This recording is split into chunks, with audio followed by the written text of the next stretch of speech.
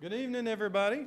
Welcome to Knox Makers. Today is Tuesday. It's the night we like to show things off and have open workshop time. We're going to start off tonight with some show and shares. We're going to start off with Brian, who's going to show off a casket.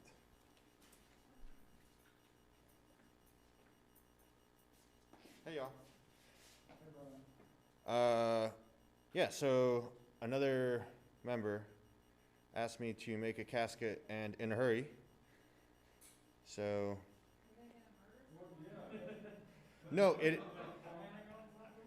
not to air anyone's business, but it's already in the ground. So this is like an actual casket. Let's see here. A little bit auto.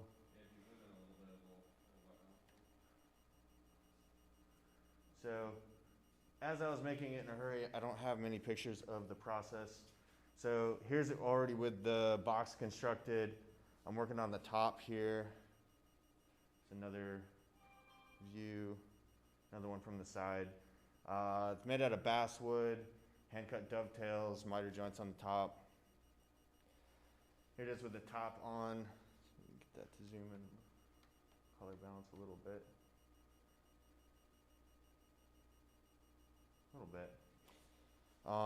And then I ran out of material that I had bought, so I ended up making the rails on the sides out of cherry that I just had sitting around.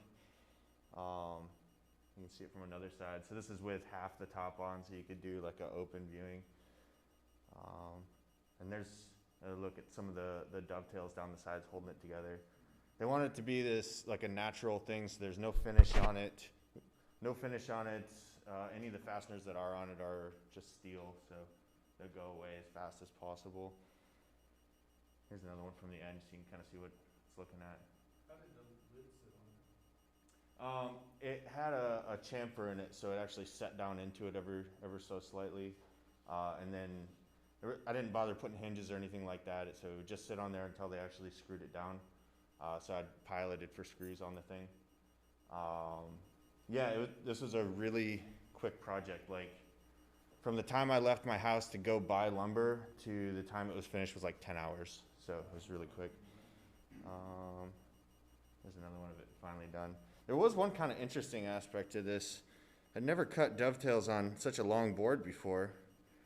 So I think I have a picture of it. Yeah, there we go.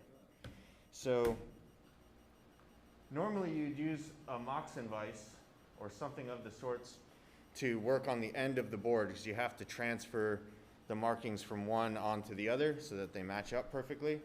And so I was able to do that laying down, but then to actually cut the thing, you need to be able to be right on top of it so you can get your 90 with your saw. So I had to kind of make this makeshift bench out of stairs and clamping it to the stairs and wedging it between the actual table and it. It was kind of interesting. Never done that before. Wouldn't recommend it. Wasn't all that much fun. But yeah, that's kind of cool. Any questions? Is that your first casket? Yes, hopefully my last. Like, you know, no offense to casket makers, but it's just, you know, it's a thing. How much does it weigh? It's pretty light. Basswood is density like 0.3, so the whole thing probably weighed less than 100 pounds total. Yeah, it was like, I think I made it 5'9" by 24-ish inches. The base of it was 11 inches tall, and then you got another 4 inches clearance with the dome top. And I didn't hear anything back, so I assumed it all fit. So, yeah. Sorry? Oh, perfect. So we have confirmation it did fit, so that's good. Yeah. Thank you, guys.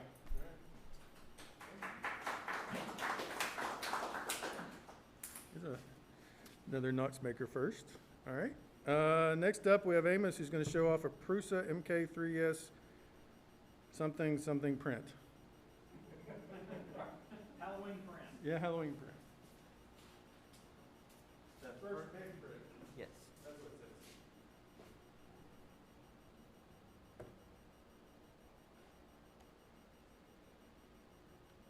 Had to zoom out. It's that big.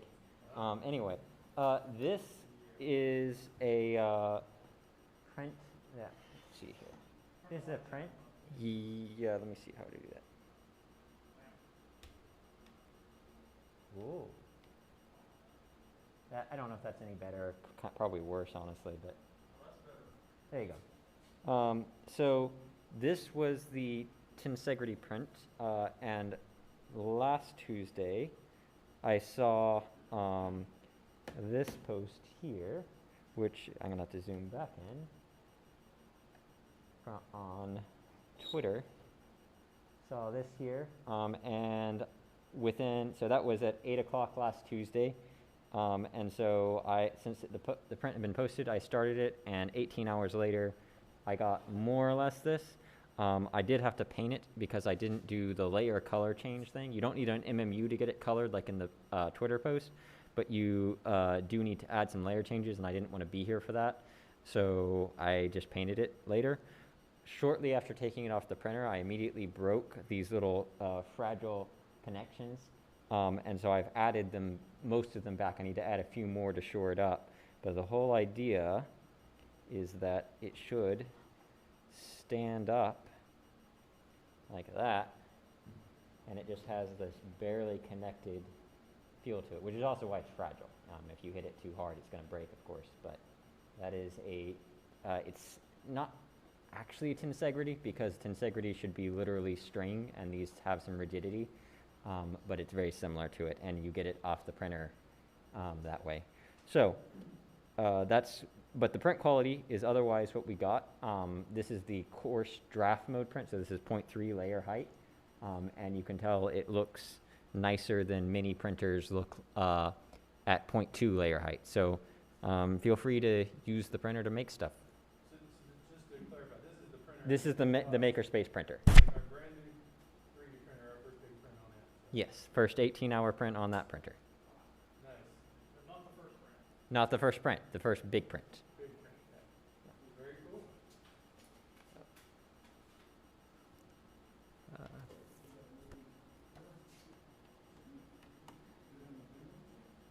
There you go.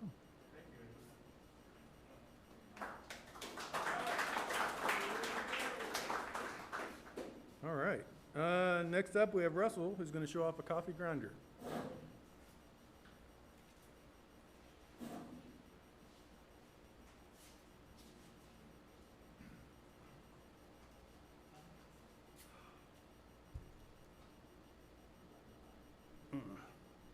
I know you're expecting a lamp instead of a coffee grinder, so I won't disappoint.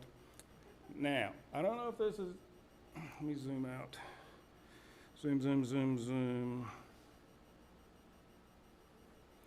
It may zoom out enough.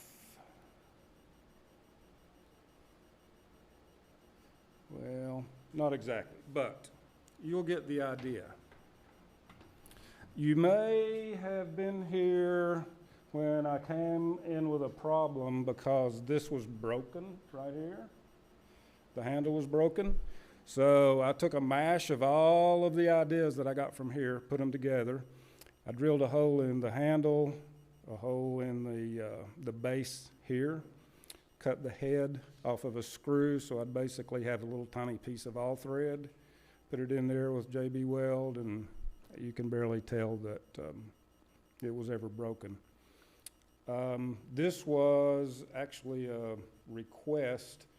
A friend's brother works at one of the major food companies and is in charge of coffee, and this coffee grinder was in their family, so she wanted to make this for his birthday. Now, you wonder, I'm going to do this up here. You wonder, how do you grind the coffee with this light bulb in the way? It so turns out that in this position, the lamp is off, and if you come all the way around to where it won't go any further, it's all the way on. So the mechanics worked out perfectly. I knew that people would be very curious about the little drawer where the coffee goes. I knew they'd be jerking on it, trying to open it up. So rather than disappoint, I put some little clips on each side so that they can pull it open, and then they see Ta-da! So, there's the old coffee grinder turned into a lamp, and I do appreciate the help in getting that handle back on. The ideas were good. Also, update on the laser tube lamp. I've found a good base for it. It's going to be a little while. I'm experimenting with different ways to light it up. So be patient, give me a little time. It'll be cool when it's done. So, questions? Hopefully it won't kill you when you turn it on with a laser beam. Well, I will be putting one of these in there, as well as, you know, one of the laser warnings. All right, that's it. Right. Thanks, guys. Thank you, Russell. Really look forward to that laser lamp. All right, next up is Joe going to show off mushrooms and quilt.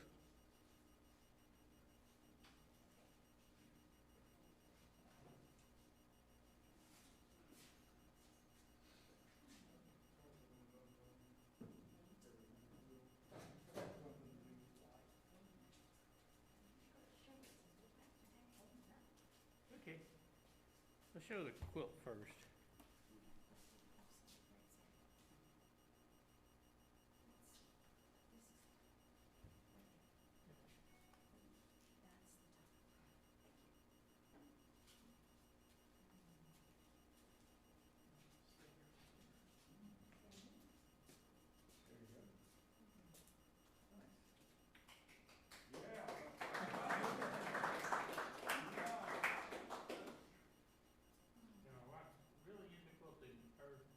Quilting group has given quite a few quilts to Children's Hospital in the last couple of months.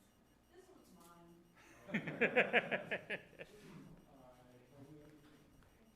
Now, I like to cook, and we love mushrooms.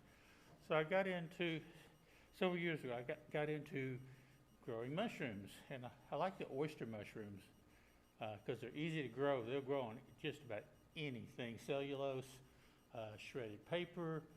I've been using fuel pellets like for wood stoves, sawdust, wood shavings, straw. They'll even grow on rolls of toilet paper. Pull the tubes out of them and pour the spawn in, put them in the bags, give them a couple of weeks, open the bags. As soon as they get air, they'll start growing. So, but I've bought some culture in a syringe that I can inject into jars with a medium for them to grow on. And then as they grow, then I can use that to either reproduce that to make more, or transfer them into containers with what I'm going to grow the mushrooms on to they emerge. So they start out. This is some grain. This is actually just wheat. Over at Three Rivers Market carries wheat berries, and this is some grain. I'll lay it here. Let's see. Soak this in water for 24 hours, and then boil it a little bit. Tomorrow I need to put it in a pressure cooker to process it. And then on the top, the lids, I use a high temperature silicon material that's used for gaskets and stuff. There's a hole inside of that, below this, that I can inject the culture into. The fuzz here is a filter that lets it breathe, but it doesn't let stuff back in, any other spores or anything like that. Once you inoculate it, depends on this jar. I inoculated on the 19th, and let's see if it shows up here. You start seeing some of the sort of fuzzy white here. That is the mycelium starting to populate.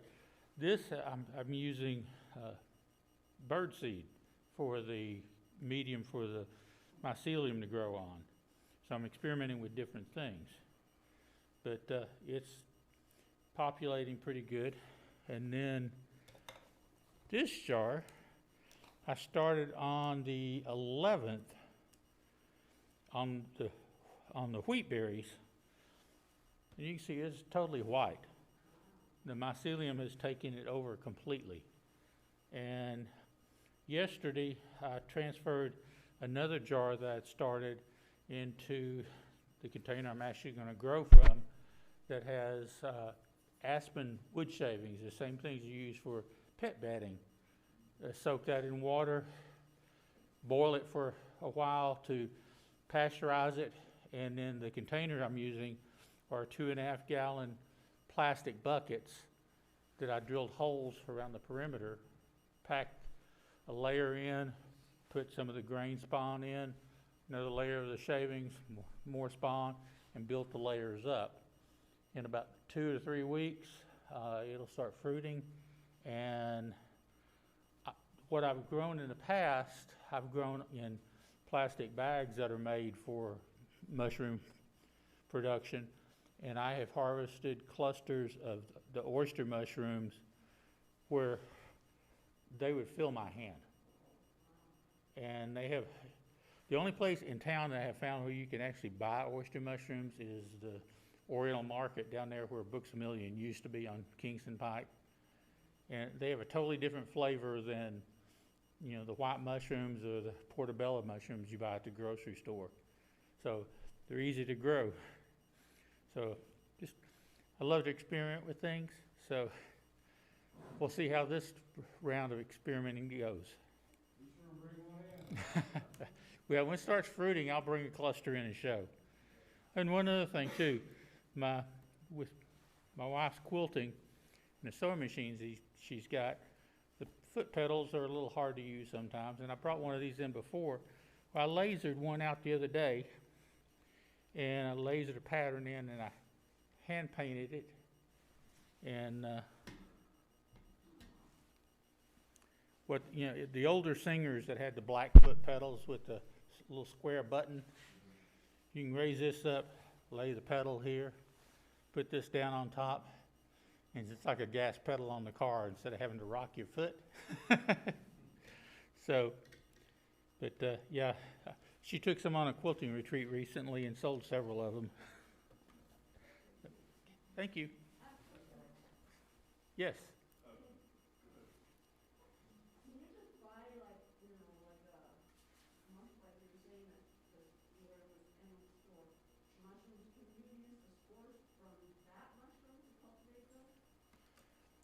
I have never tried it, but they say that ones you buy at the store, that you can take the tissue inside the stem of the mushroom and use that to start a culture, and then from that use it to reproduce.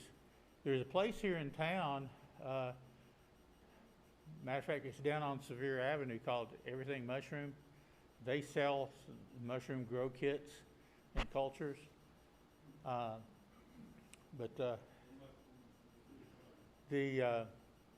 I've only grown the oysters, and I've grown some what the mushrooms called chestnut mushrooms, which are they're brown like a portobello, but they got little white flecks on them.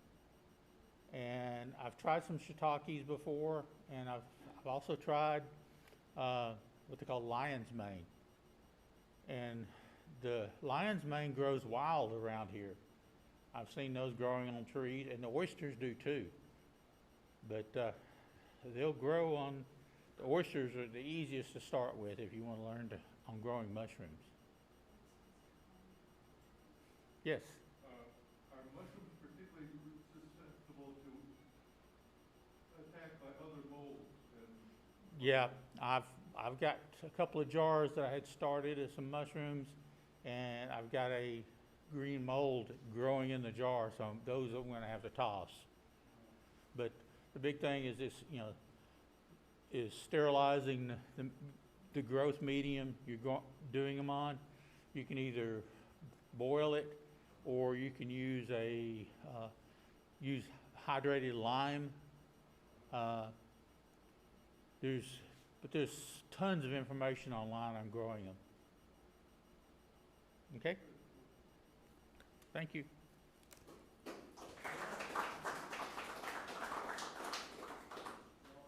Very cool. Thank you, Joe. All right, that's it for we have on the list. Did we miss anybody? Anybody? Going once, going twice? All right. We have quite a few classes coming up. This Thursday at 6:30, we have Milling 201. That's an advanced class. So if you've had milling experience before and you want maybe an advanced class, sign up for that one. That gets you authorized in the milling area or in the machining area for milling if you've had some experience before. Then on this Friday, Amos is going to do a pumpkin carving class with power tools. This one's on the calendar right now. We got it today and it's up. You can buy tickets. Show up and we'll carve some pumpkins with power tools. That's this Friday at 6. Next Thursday, we have a wood inlays class at 6 o'clock, I think. Yeah. And then Woodworking 101 on Friday. That's the class to get authorized to use the woodworking zone. That's at 7.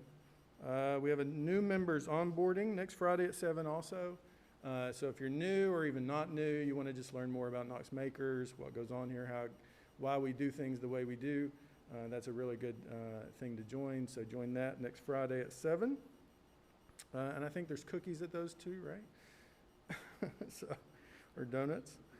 And then on next Saturday is a Laser 101 class. So if you've not been authorized on the laser yet, be sure and sign up for that. That usually goes pretty fast, so you better grab it. All these are on the calendar now to sign up for. With that, that's all the classes coming up in the next 2 weeks. No more announcements, so let's just go have fun in the workshop.